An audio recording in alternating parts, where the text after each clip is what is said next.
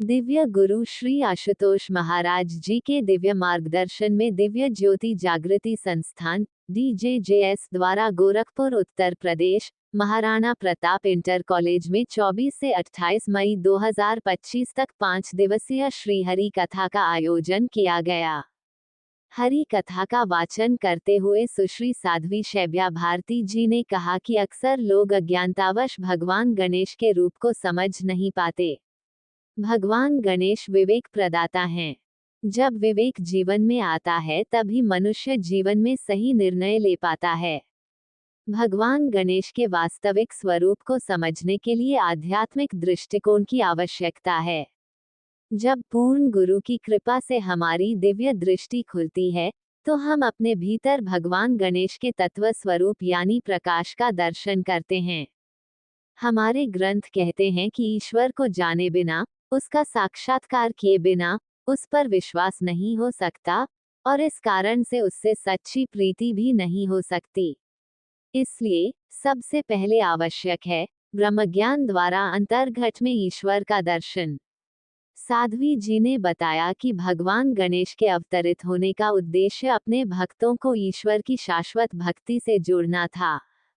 साध्वी जी ने कहा कि हम सौभाग्यशाली हैं जिन्हें वर्तमान समय में दिव्य गुरुदेव। महाराज जी, आज राम कथा का शुभारंभ हो रहा है, क्या कुछ है? दिव्य ज्योति जागृति संस्थान के माध्यम से श्री हरि कथा का भव्य आयोजन महाराणा प्रताप इंटर कॉलेज गोलघर जिला गोरखपुर में भव्य रूप से आयोजित की गई है।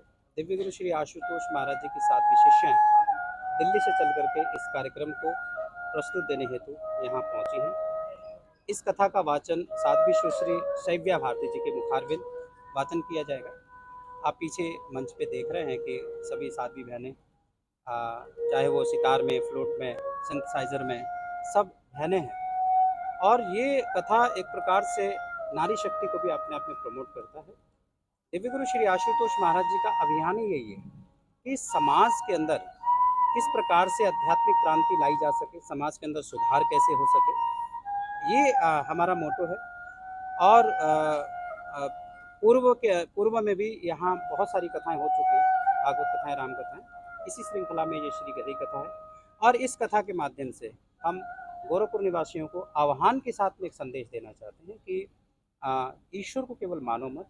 ईश्वर जानने का विषय है, ईश्वर देखने का विषय है, ईश्वर को देखा जाता है।